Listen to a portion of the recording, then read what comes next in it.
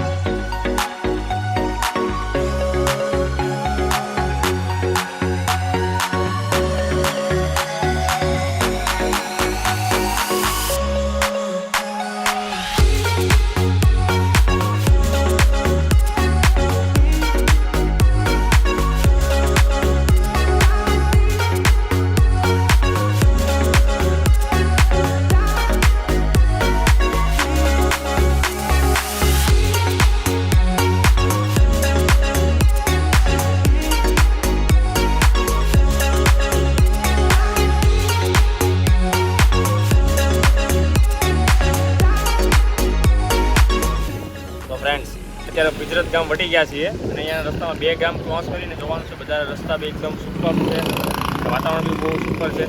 અને અત્યારે જે બીચ પર જઈએ છીએ ને એ બીચ અત્યાર સુધીનો હિડન બીચ છે કે જે સુરતના બહુ ઓછા લોકો ત્યાં ગયા હશે અને બીચ બહુ પબ્લિક પણ હોતું નથી. તો આપણે ચાલો ત્યાં મળીએ અને એના રસ્તા જોઈએ કેવા છે.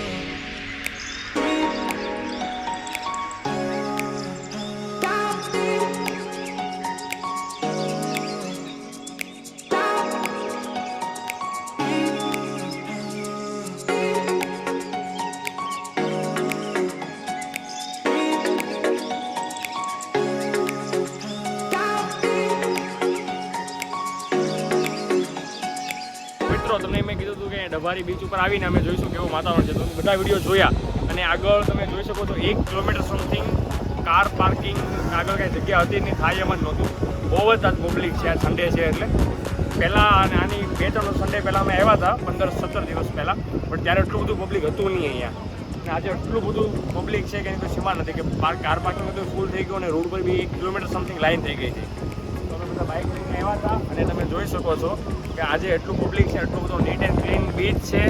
અને પ્લસ અહીંયા એટલો મોટો દરિયાનો પડ છે કે ક્રિકેટ રમવા તમે આવી શકો છો, બધી બહુ એન્જોય કરી શકો. બહુ મસ્ત પવન છે, બધું બહુ મસ્ત વાતાવરણ છે. અમે દમણ ગયા હતા ત્યારે અમે જે વિમાન લીધું હતું એ અહીંયા લઈને આવ્યા હતા.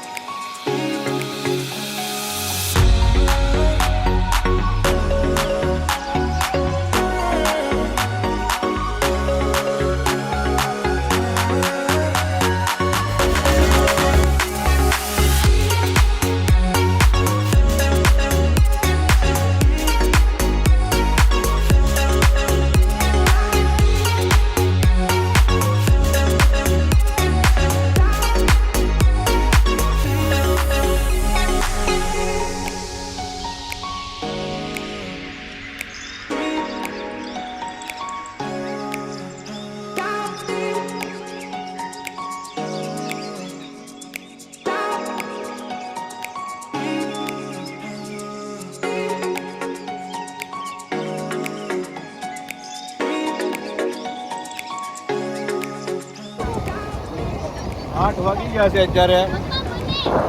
ફૂલ અંધારું થઈ ગયું છે અને હજી દરિયાકાંઠે બેઠા છીએ અને ટાઢો એવો પવન આવે છે અત્યારે.